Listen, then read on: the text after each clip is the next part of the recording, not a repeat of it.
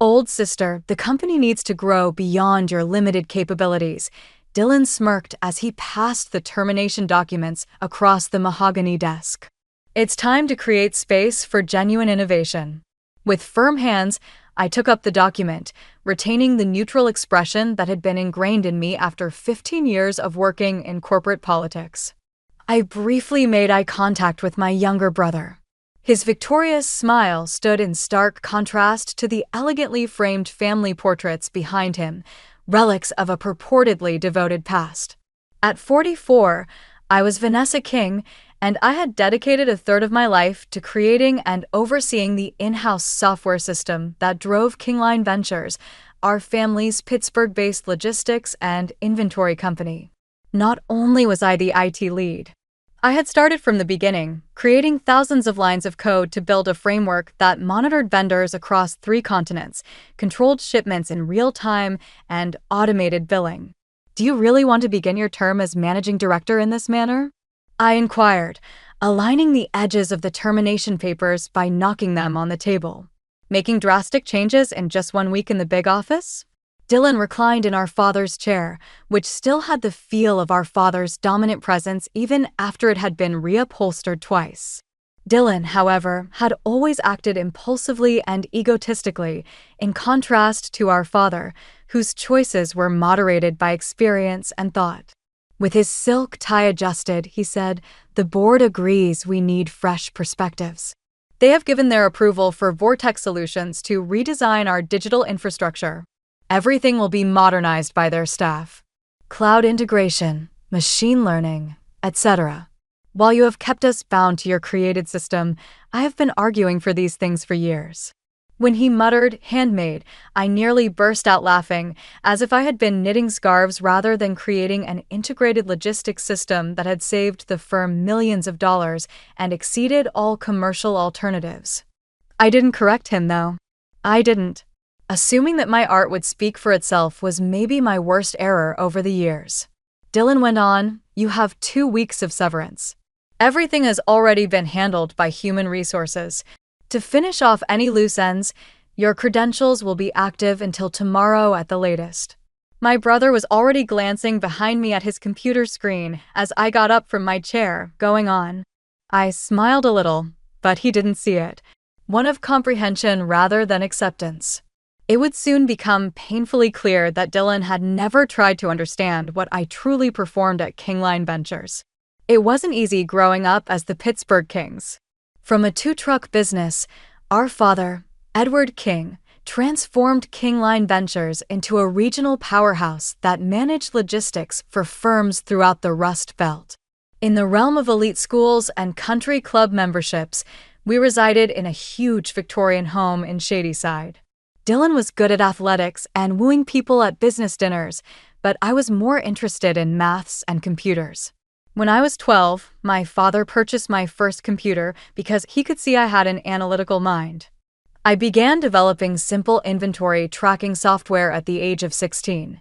When I graduated with my computer science degree, he didn't hesitate to bring me into the family business. "One day the world will run on information more than steel," he told me, displaying a rare prescience for someone who'd built his fortune on physical infrastructure. "You'll help us stay ahead of that curve." My first major contribution came when our existing logistics software, an expensive third-party solution, failed during a major client onboarding. Working through 3 sleepless nights, I developed a stopgap measure that not only salvaged the client relationship, but proved more efficient than the original system. That was when Dad gave me the green light to develop a complete proprietary system. "Build something just for us," he said. "Something that fits exactly how we work." Over the next decade, I did exactly that, layering in specialized modules, custom-designed APIs, and lightning-fast routing algorithms that accommodated our growing business. The system became our competitive edge, allowing us to undercut competitors while maintaining higher profit margins. But as my system became indispensable, my role as its creator was increasingly taken for granted. Dylan, meanwhile, returned from business school with grand theories about disruption and digital transformation. He dismissed my work during board meetings, calling it legacy technology, while proposing partnerships with flashy tech startups. Our father always mediated, understanding that Dylan's vision had merit, but appreciating the reliability of what I'd built. "Your brother sees the future," Dad would tell me during our regular coffee meetings. "But you've built our present. Both matter." Then came Dad's unexpected retirement announcement, accelerated by minor heart issues. The board's choice of Dylan for managing director stung, but didn't surprise me. He had the charisma and connections that I lacked, plus a vision that sounded exciting to members who didn't understand the technical complexities involved.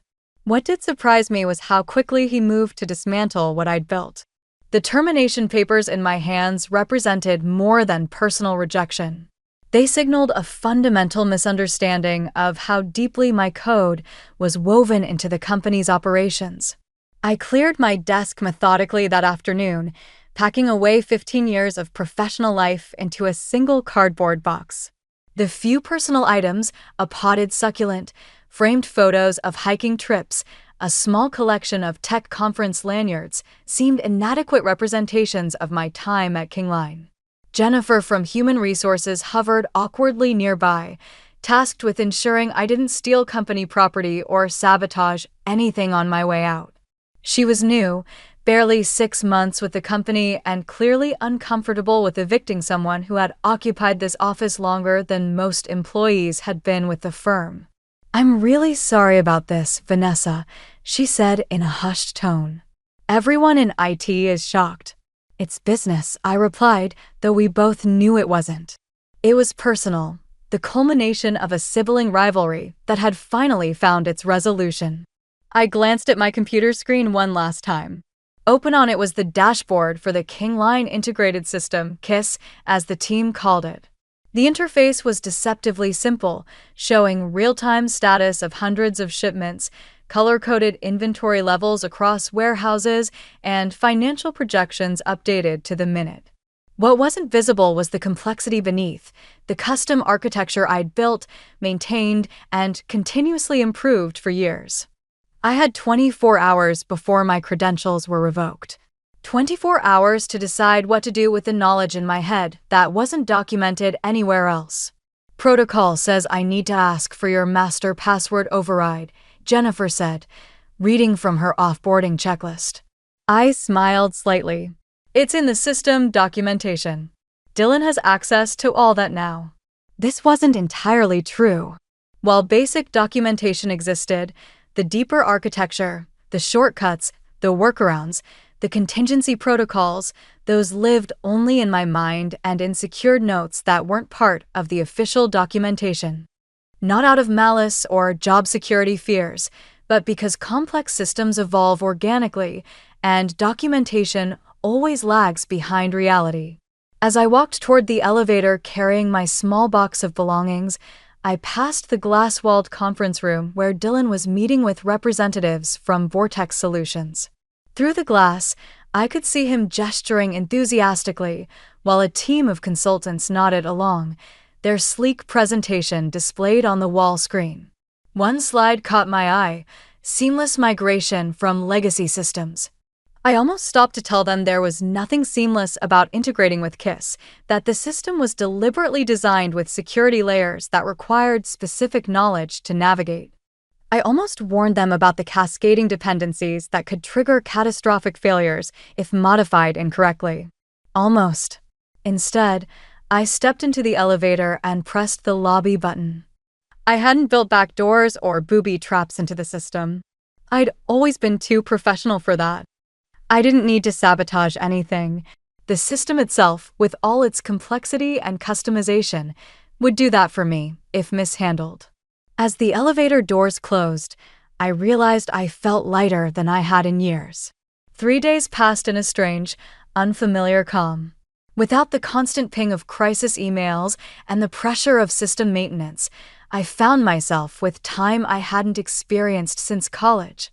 I slept past 6 a.m., went for morning runs along the Monongahela River, and actually sat down for breakfast instead of gulping coffee on the way to the office. On the third morning after my termination, I was enjoying a leisurely coffee on my balcony when my personal phone vibrated.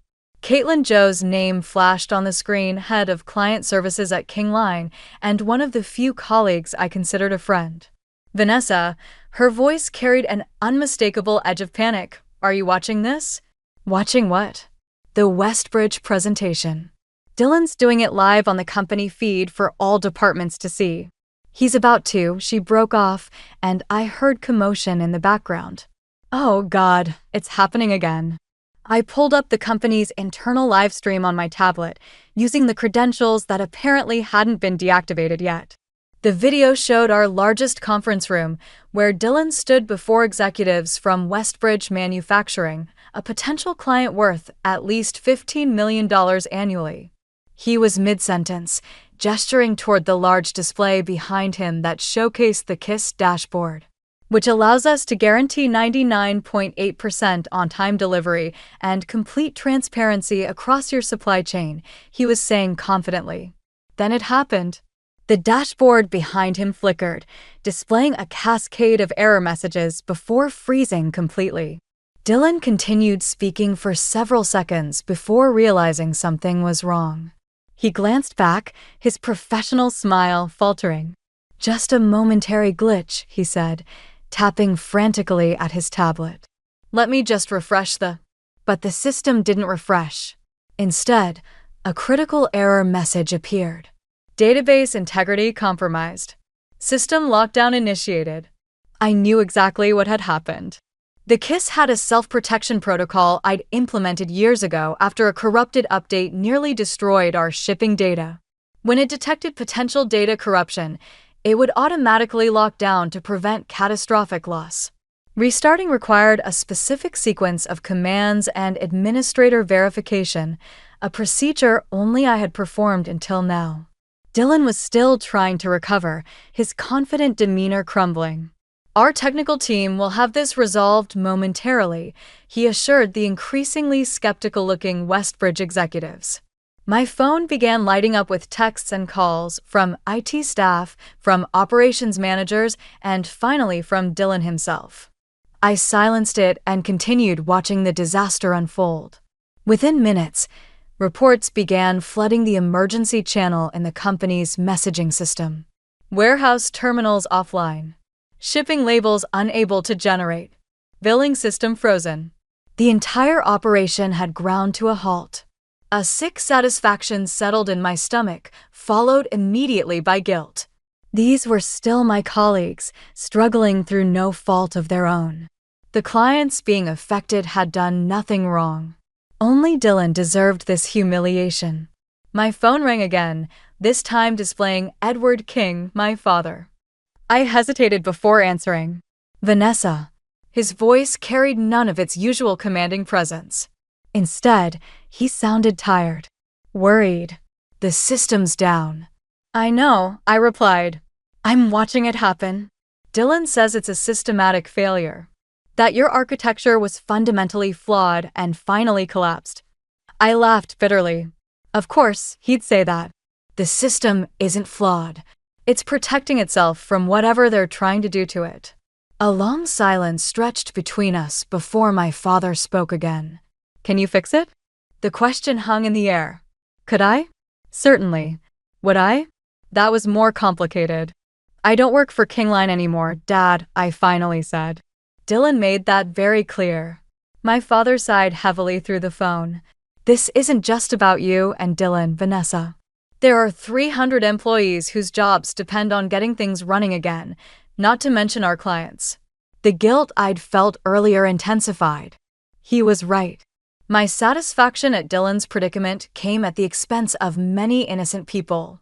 But the wounded part of me, the part that had been dismissed and discarded after 15 years of dedication, wasn't ready to concede. Dylan should have thought about that before firing the only person who fully understands the system, I replied. Besides, he has Vortex Solutions now. Aren't they supposed to be modernizing everything? Vanessa, my father started, but I interrupted him. I'm sorry, Dad. I have a job interview in an hour. I have to go. This wasn't entirely a lie. I did have an interview scheduled that morning with Caraval Logistics, a mid-sized competitor that had reached out almost immediately after word of my departure from King Line spread through the industry. Their CTO had been trying to poach me for years. As I dressed for the interview, I couldn't help checking the King Line emergency channel again. The situation was deteriorating. Regional managers were reporting that trucks were idle, drivers were waiting for instructions, and warehouses couldn't process incoming or outgoing shipments. Conservative estimates put the cost of the outage at $50,000 per hour and climbing. My interview with Caraval went exceptionally well. Their technical team asked intelligent questions about system architecture and showed genuine interest in my approach to logistics software. The CTO, Lawrence Bennett, didn't hide his excitement at the prospect of having me build something for them. "We've been trapped in vendor solutions for too long," he explained as he walked me out. "Having someone in-house who could create something tailored to our needs would be revolutionary." "Someone like me, you mean?" I said with a smile. "Exactly like you." He handed me a folder. "This is our offer. It's aggressive. We want you to know how serious we are. Take a few days to think about it." Back in my car, I opened the folder and nearly gasped. The compensation package was almost double what I'd been making at King Line, with substantial equity and the title of Chief Technology Officer. It was everything I deserved, but had never received at the family company. My phone was still blowing up with messages from King Line. I scrolled through them briefly, Dylan demanding I answer his calls, the IT team begging for access codes, even board members reaching out directly. The last message caught my eye. From Caitlin. "Westbridge walked. Dylan is blaming you publicly, saying you sabotaged the system before leaving. Board emergency meeting in progress. Please call me." I felt a surge of anger. Sabotage? I'd spent 15 years building and protecting that system. Its current failure was simple. The Vortex team had likely tried to force integration without understanding the security protocols, triggering the lockdown sequence. Before I could think better of it, I called Dylan. He answered immediately. "Thank God. You need to fix this right now, Vanessa. This is corporate sabotage, and I'm prepared to take legal action." "Stop." I cut him off. "I didn't sabotage anything. Your fancy consultants triggered a security protocol by trying to force access. If you'd bothered to ask me for a proper handover instead of ambushing me with termination papers, I could have explained how the system works." "Then fix it," he demanded. "No, that's not how this works, Dylan. I'm not your employee anymore. Remember? You made that abundantly clear." There was a moment of stunned silence before he spoke again, his voice suddenly conciliatory. "What do you want? To come back? Fine, you can have your job back." I couldn't help but laugh. "My job back? After you humiliated me and questioned my capabilities? I don't think so." By evening, the situation at King Line had reached crisis level. Through Caitlin, I learned that the board had called an emergency session where Dylan was struggling to explain both the system failure and his decision to terminate me without a transition plan. The Vortex Solutions team had admitted they couldn't access the core system architecture without proper documentation that didn't exist in the official repositories.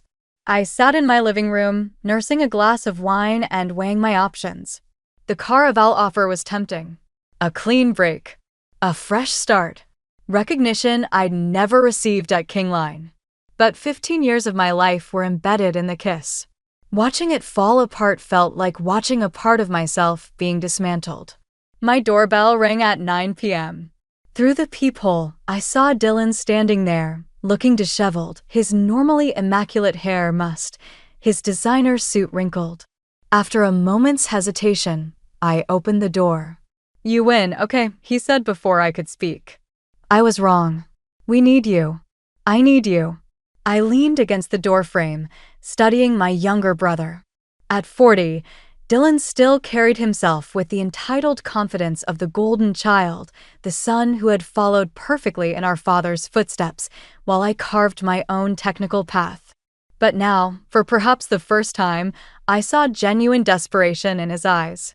The board is furious, he continued when I didn't respond. They're talking about emergency leadership changes. Dad is disappointed. Everyone's blaming me. As they should, I replied calmly. You fired the architect of the system that runs the entire company without ensuring knowledge transfer. That's not just bad business. It's negligent leadership. He flinched but didn't argue. Tell me what you want. Name your price to fix this. I stepped back, gesturing for him to enter. In my living room, I pulled out my laptop and brought up the Caravel offer letter.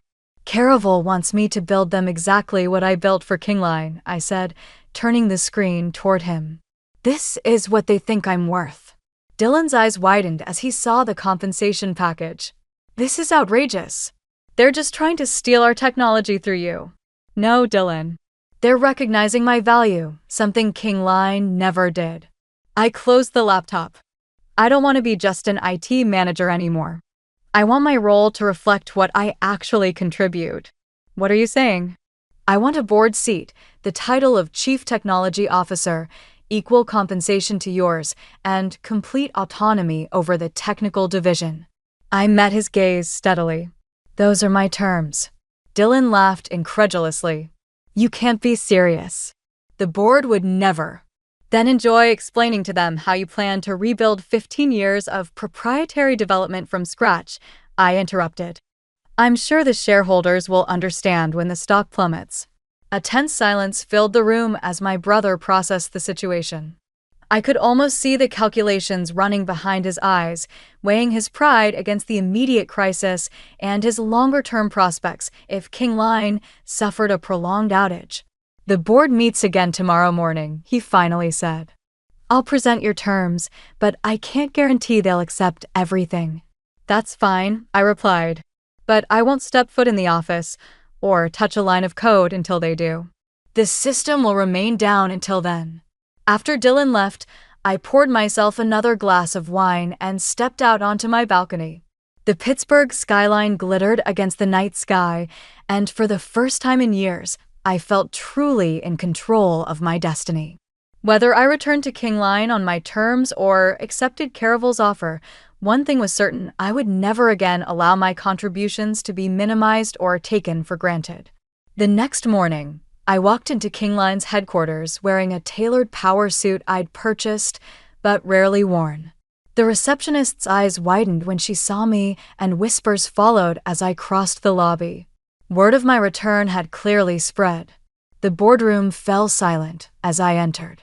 12 pairs of eyes tracked me as I took my seat at the table, not in my usual chair against the wall as an invited technical advisor, but in a proper leather chair between my father and Josephine Winters, our longest-serving board member. Dylan stood at the head of the table, looking like he'd aged years overnight. Behind him, a projection displayed the ongoing system outage metrics: 27 hours of downtime, estimated losses approaching $1.4 million, 42 delayed shipments, and 17 angry client escalations.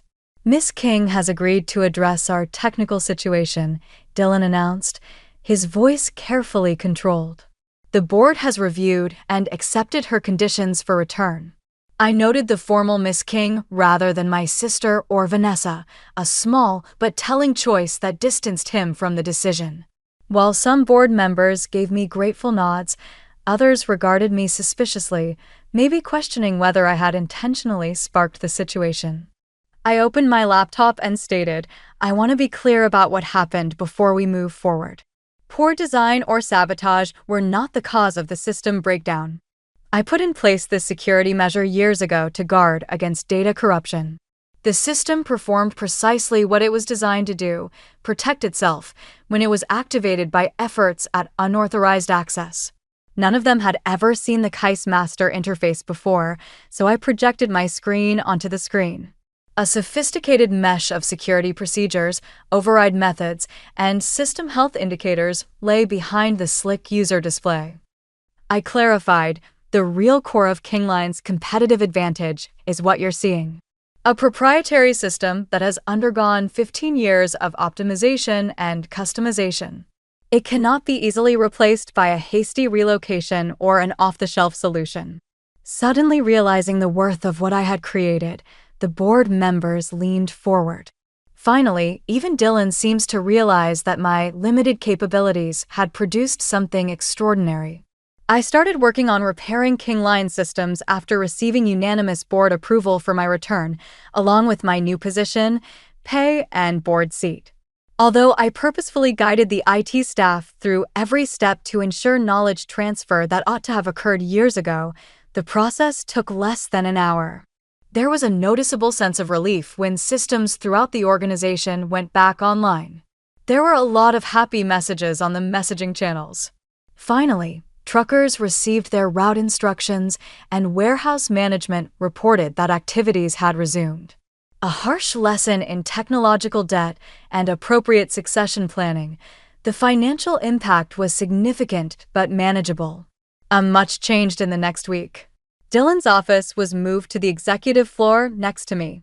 Under my direct direction, the IT department was restructured with the goal of adequately documenting the system and educating several team members on its design. Most gratifyingly, the contract with Vortex Solutions was renegotiated, moving from a complete replacement to a cooperative upgrade initiative that worked with my team instead of replacing us. Dylan kept a professional distance, limiting our conversations to those that were absolutely essential. I discovered that I didn't mind that the sibling connection was still broken. Especially in a business setting, respect was more important than familial affection. My father was the one who made the most change. He finally recognized what he had been missing for years at our first weekly coffee date after I returned. He said, "I always assumed Dylan would lead King because he reminds me of myself. However, you are the one who has actually innovated and created something from nothing. I should have seen that sooner." Although it felt nice to be validated, I knew that it was no longer required.